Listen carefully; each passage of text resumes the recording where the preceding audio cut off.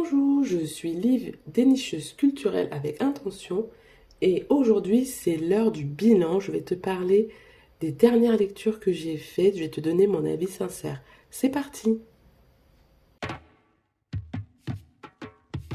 Chaque œuvre est un tambour. Ici, on fait vibrer les voix que l'on tait. Aujourd'hui je vais te parler de 6 lectures marquantes de ces 2 derniers mois, enfin de mars-avril, parce que là au moment où je parle on est au mois de juin. Mais j'ai lu quelques bonnes lectures, quelques très bonnes lectures. J'ai malheureusement pas eu de coup de cœur, mais j'ai lu des livres dans beaucoup de genres différents. Ça va de la BD, de la poésie, du classique, du policier, de la SF. Donc voilà, je commence tout de suite. Je les ai classés par genre cette fois-ci. Et je commence tout de suite avec la poésie. J'ai lu un recueil de poésie auto-édité. Donc j'ai lu Au-delà de nos mots de Mahuna Poésie, qui est une autrice que j'ai découvert lors d'une dédicace à la librairie Latone. Je pense que c'est en 2025, l'année dernière. Tu as été cette part de moi que je redoutais de trouver. Je cherchais l'amour comme on cherche l'eau en plein désert. La lumière dans les ténèbres ou même l'air, noyé au fond de la mer. Et j'ai su à l'instant où je t'ai vu que tu me condamnerais. Tu as été le soleil noir qui occultait mes pensées et me plongeait dans une léthargie bienheureuse. Le temps semblait filer à contresens, car à chaque nouveau jour passé à tes côtés, je tombais amoureuse. Encore et encore. Et donc ici, on a un recueil de poésie illustré. Dans ce recueil de poésie, elle nous parle de ses états d'âme, d'amour, d'estime de soi, de doute, de réussite. Certains poèmes m'ont touché, d'autres un petit peu moins. En fait, ce sont des poèmes courts, accessibles, faciles à comprendre. Mais du coup, je trouvais que ça manquait un peu de lyrisme, ça manquait un peu de jeu de mots, ça manquait un peu de mystère, on va dire comme ça. Mais il y a certains poèmes quand même qui m'ont touché. Et moi, pour moi, c'est des thématiques que je connais, puisque c'est exactement les mêmes thématiques que mon premier recueil. Et en plus, le nom ressemble aussi. Donc, c'est vrai que ça restait assez classique et gentillet, on va dire. Mais j'ai passé quand même un bon moment, c'était touchant. Et ce serait intéressant que je regarde ce qu'elle a écrit d'autre, cette autrice. Puisque je pense que forcément avec le temps, elle est peut-être plus en profondeur dans les thématiques et dans le lyrisme. Et, euh, et c'est un beau message, ce livre, c'est un beau message d'espoir. Je pense qu'il pourrait carrément plaire à des gens qui ont un peu peur des poèmes hermétiques où on ne comprend pas. Je pense que ce livre est fait pour vous. Ensuite, on passe à la BD. Donc c'est une BD que je n'ai pas puisque je l'ai pris à la bibliothèque. Il s'agit donc de la BD Détroit Romain de Bonnie et Hélène Husdin. C'est la mère et le fils. C'est une BD qui a été publiée en 2025 aux éditions Sarbacane. C'est une BD qui est quand même assez grosse. L'objet livre est quand même assez lourd, assez imposant, de par sa forme aussi qui est plus allongée. Voilà, je montrerai les images. Mais ici, dans cette BD, on suit deux jeunes femmes, on va dire, qui partent sur un road trip, voilà, qui quittent leur ville et qui vont à Rome, mais Rome aux États-Unis. Et en fait, ce road trip, c'est une excuse en fait pour revenir sur leur passé, donc chacune dans leur coin. Et, euh, et en fait, elles remontent en fait à leurs racines. Et donc, à travers ça, elles vont parler de leur famille, de leur enfance. Et voilà, je t'en dis pas plus parce qu'en fait, c'est une BD qui, au début, assez nébuleuse, on comprend pas trop ce qui se passe. Il y a deux temporalités. On a le passé qui est en noir et blanc, un peu, pas noir et blanc, mais sombre en tout cas. Et on a le présent qui est en couleur, très flashy. Et, Et on a une alternance en fait de ces deux temporalités qui est très bien matérialisée par les couleurs comme je viens de le dire. Et, euh, et voilà, il faut pas trop en savoir sur cette BD-là pour l'apprécier, je pense. Donc je ne t'en dis pas plus. Mais dans cette BD, on va parler d'amitié, de famille. On va aussi questionner le rêve américain.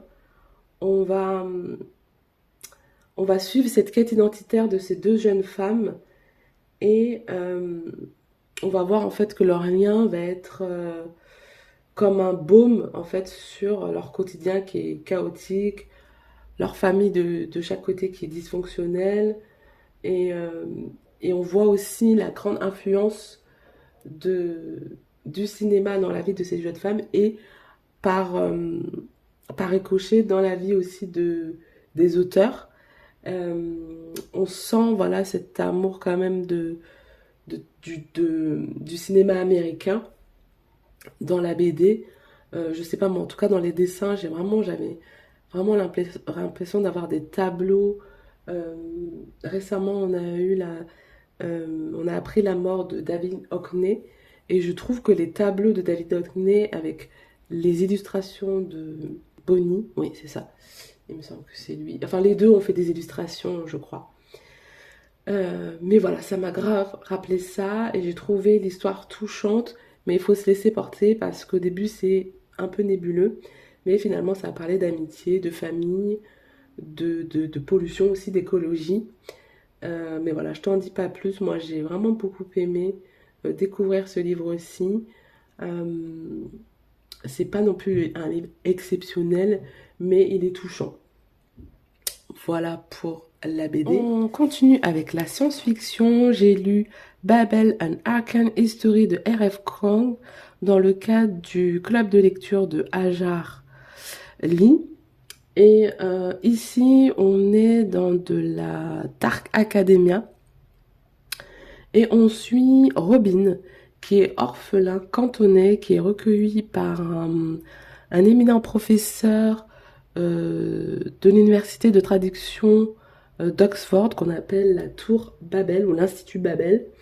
Et c'est une tour où, de traduction, en fait, là, comme tu le vois sur l'image, il y a différents étages dans cette tour, et plus on est en haut de la tour, et plus ça veut dire on a réussi, voilà, d'une certaine manière. Je le mets comme ça. By the time Professor Richard Lovell found his way through Canton's narrow alleys to the Fade's address in his diary, the boy was the only one in the house left alive. The air was rank, the floors slippery. A jug of water sat full, untouched by the bed. At first the boy had been too scared of retching to drink. Now he was too weak to lift the jug. L'écriture, elle est hyper riche dans ce livre-ci. L'univers est hyper bien travaillé, aussi bien travaillé que la couverture, je trouve. Rebecca, Rebecca Kong nous apprend petit à petit que cet institut repose sur la magie. En fait, il crée des objets en métal, des barres en métal, et de chaque côté, il y a un mot de différent dans un mot qui veut dire à peu près la même chose, on va dire c'est la traduction, mais à chaque fois il y a une petite différence dans le mot. Qu'est-ce que je pourrais te dire? Par exemple, polémikos en grec et polémique en anglais. Il y a pas tout à fait le même sens, ce qui fait qu'ils vont pouvoir l'utiliser pour la propagande. Par exemple, alors je vais mal le dire parce que mon chinois est rouillé, mais on a wuzing en chinois qui veut dire invisible, mais en même temps informe, incorporel, alors qu'on a invisible en anglais. Et du coup, la différence de traduction va faire que on va pouvoir utiliser cette barre pour se rendre invisible. Et donc en fait, la magie réside dans les écarts de sens entre les mots traduits. Donc de toute façon, il n'y a pas de traduction parfaite. Le traducteur est forcément un trait d'une certaine manière. parce que quand on traduit quelque chose, on traduit aussi la pensée de la personne. C'est pas juste des mots collés comme ça traduit aussi une pensée. Euh, à travers ça, ce qui était surtout très intéressant, c'était la critique directe du colonialisme britannique, enfin en l'occurrence ici britannique, mais du colonialisme en général. Et on sent euh, la domination intellectuelle que veut imposer les Britanniques. En fait, ils viennent, chaque professeur, enfin pas chaque professeur, mais ils font des expéditions dans les colonies. Là, par exemple, il a été à Canton récupérer Robin. Euh, et en fait, dans chaque expédition qu'ils font, ils récupèrent des gens qu'ils qui vont façonner en fait à leur image et vont leur donner envie à chaque de d'être de vrais Anglais en fait et donc de se travestir d'une certaine manière. Enfin bref, c'est hyper bien expliqué la manière dont le colonialisme broie les gens qui viennent soi-disant aider, mais en fait, ils prennent toutes leurs ressources, ils prennent leur langue, ils prennent leur religion, ils les, ils les façonnent à leur image, en fait. Ils nous façonnent, et en plus, je suis en train de lire Les damnés de la Terre, donc je suis vraiment, vraiment dans ça, dans ce côté où le colon arrive et dit voilà, moi je suis l'autorité supérieure, là, je suis le modèle à suivre et tous doivent voilà, changer, donc changer de vêtements, changer de langue, voilà, changer de coutume et voilà, c'est vraiment très bien dit là dans ce livre-ci, mais sans être dit en fait. Et c'est ça qui est super. Et, donc voilà, en fait, l'Empire britannique exerce une domination intellectuelle sur ces populations. Elle utilise leurs ressources pour les maintenir sous leur joug. Et, et c'est très bien fait. Et c'est extrêmement bien sourcé, en fait, ce livre. Et, et voilà, on sent, en fait, que tous ces enfants qu'ils ont pris, donc un peu partout dans le monde, ils viennent à Oxford et sont fiers de, de participer à ça, mais petit à petit, ils se rendent bien compte que en fait, pour s'intégrer, ils sont obligés de renier qui ils sont, et en même temps, ils seront jamais véritablement acceptés comme des Anglais, même si on leur vend ça, on leur dit voilà, si vous faites tout, vous allez voir, vous allez être super bien acceptés et se rendre bien compte que peu importe tout ce qu'ils feront, ils seront jamais acceptés. Et donc on a une espèce de tiraillement entre leur culture d'origine et la culture, leur envie de s'assimiler. Bref, il y a plein de références aux mythes bibliques. Euh, c'est hyper riche en fait ce livre, mais j'avoue que sur la fin, il y a énormément de notes de bas de page, d'explications. Enfin, tu sens que vraiment elle a fait des recherches et tout ça. Mais c'est vrai que sur la fin, au niveau de l'histoire, moi je me suis un petit peu lassée. Et, euh, et la fin m'a un petit peu. Je me suis dit, elle aurait dû élaguer un petit peu à la fin parce que ça devenait. C'était un peu trop long à mon goût. Mais vraiment, toute la partie sur le colonialisme, sa critique du colonialisme, toute la partie sur les langues, euh, comment ça fonctionne, toute la partie sur effectivement utiliser la langue pour dire ouais, toi, pour dire qui est sauvage et qui ne l'est pas, qui est éduqué et qui ne l'est pas, cette espèce de monopole de l'anglais en disant que voilà l'anglais c'est la langue universelle et ceux qui n'arrivent pas à parler anglais ils sont un peu nuls alors que ceux qui viennent, qui sont colonisés et qui viennent, ils arrivent à parler anglais plus leur langue, voire même d'autres langues en plus.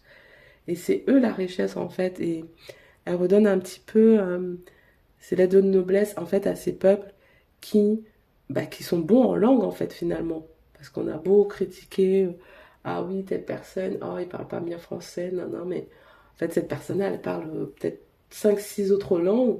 Peut-être elle maîtrise pas bien le français, mais elle maîtrise plein d'autres langues, alors que toi, tu parles à peine français, quoi. Enfin bref, c'était, c'était tout ça. Et voilà, j'ai trouvé, c'est pas un coup de cœur, mais j'ai trouvé vraiment l'univers hyper intéressant. Je l'ai lu en anglais et voilà, moi j'étais vraiment contente de le lire ce livre-là parce que je l'ai vu beaucoup passer sur les réseaux et voilà, merci à Jeanne donc, de m'avoir fait découvrir ce livre aussi. On va passer au roman et le premier dont je vais te parler, je te le montre comme ça, c'est Jane Eyre de Charlotte Brontë, mais en fait je l'ai beaucoup plus écouté en audio via Audio Libre. Ici, donc, on est dans un roman classique du 19e siècle. Puis ici, une autre orpheline, Jane Eyre, donc, qui a été recueillie par son oncle, par la famille de son oncle, donc la femme et les enfants de son oncle, etc. Son oncle meurt finalement, donc c'est sa tante qui reste seule à s'en occuper, tante qui ne l'a jamais vraiment aimée. Et du coup, à bout d'un moment, elle est finie par être envoyée dans un pensionnat pour jeunes filles, qui est assez austère. Et elle finit par y devenir maîtresse. Elle est placée pour être la gouvernante de la pupille du propriétaire de Thornfield Hall. Et en gros, ça c'est l'histoire de départ. Impossible de nous promener ce jour-là. À dire vrai, nous avons fait un tour le matin pendant 1 heure, dans le bosquet dépouillé de ses feuilles. Mais depuis le dîner, Madame Brett dînait de bonne heure quand il n'y avait pas d'invités. Le vent froid de l'hiver avait apporté des nuages si sombres et une pluie si pénétrante qu'il ne pouvait plus être question désormais de prendre de l'exercice au dehors. J'en étais contente. Je n'ai jamais aimé les longues promenades, surtout l'après-midi par temps froid. Je redoutais le retour de l'air âpre du crépuscule qui vous pinçait les doigts et les orteils, tandis que j'avais le cœur attristé par les gronderies de Bessie, la bonne d'enfant, et humilié par le sentiment de mon infériorité physique à l'égard d'Elisa, de John et de Georgiana Reed. Mais en gros, dans ce livre-ci, on va parler beaucoup de religion, de morale, du mariage, de la condition de la femme.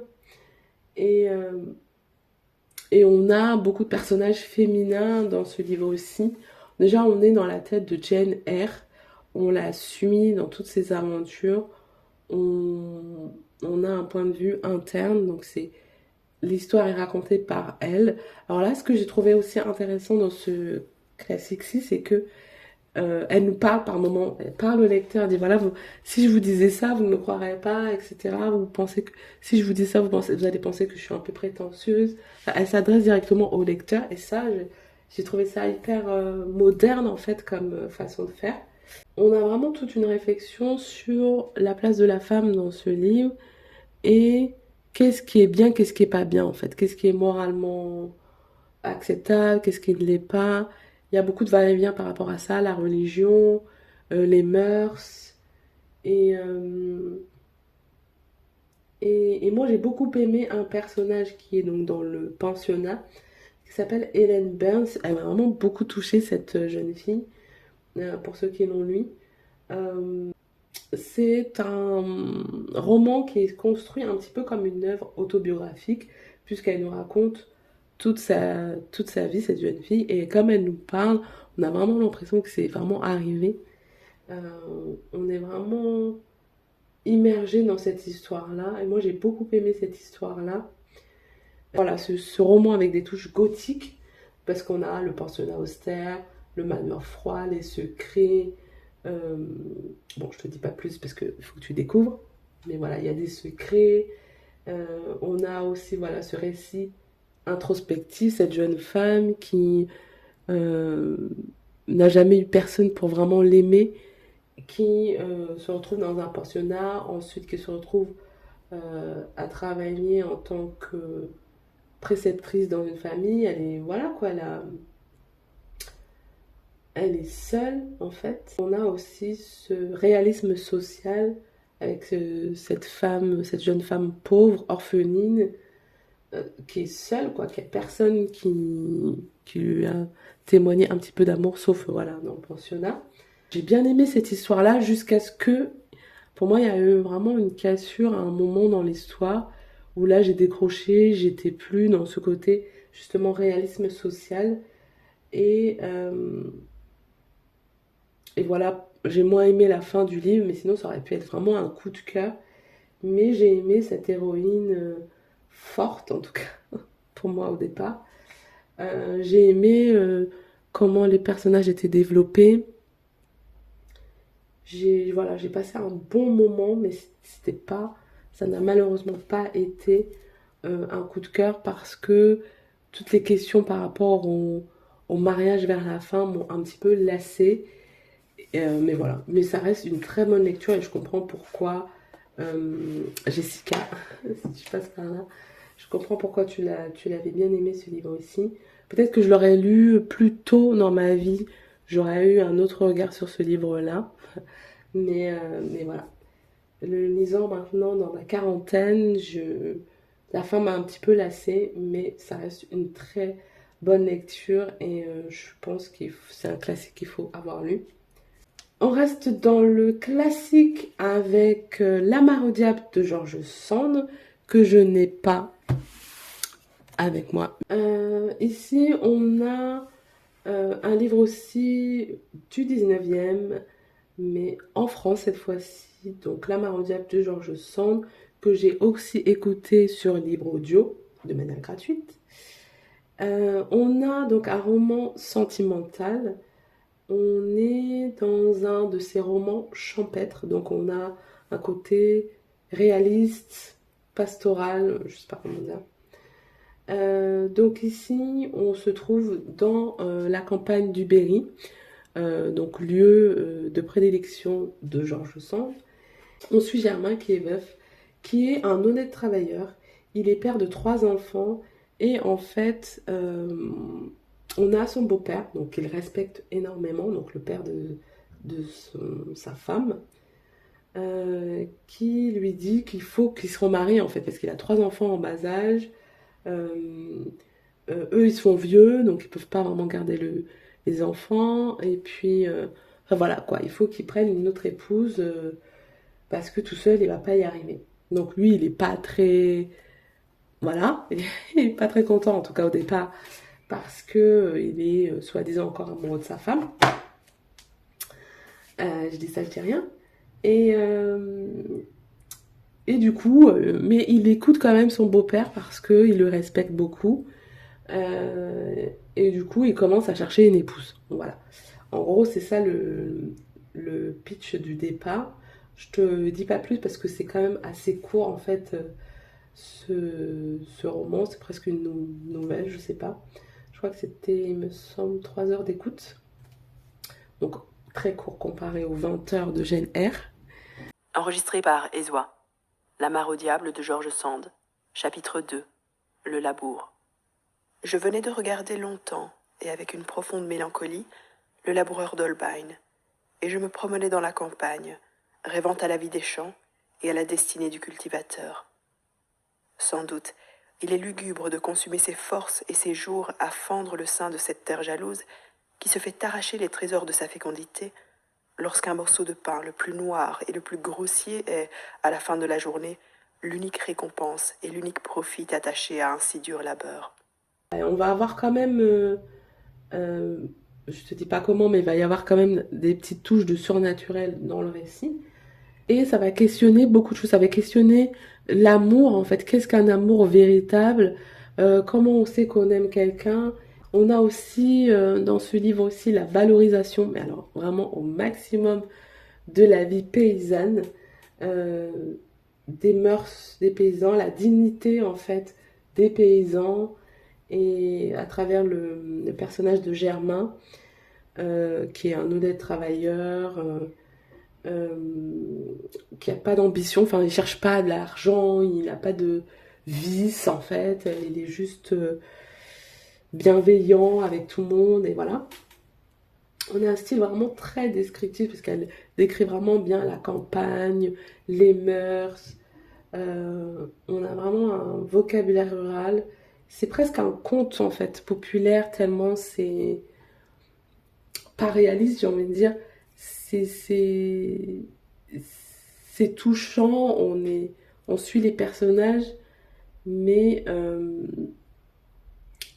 on sent que c'est pas vraiment une vraie histoire en fait.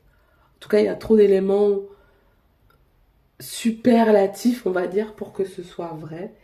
Mais c'est ça qui fait justement le côté conte et qui, moi j'ai aimé. Après, vers la fin, la dernière partie, enfin tous les, est-ce que c'est des appendices ou, bref, là c'était sur le mariage, les mœurs du Berry, quand ils se marient, qu'est-ce qu'ils font, etc. Je trouvais que ça un peu long, mais j'ai bien aimé la vision humaniste en fait, la, la confiance dans la bonté, le narrateur engagé aussi qui nous parle, qui s'adresse à nous, euh, qui n'est pas Germain, du coup, là c'est un narrateur.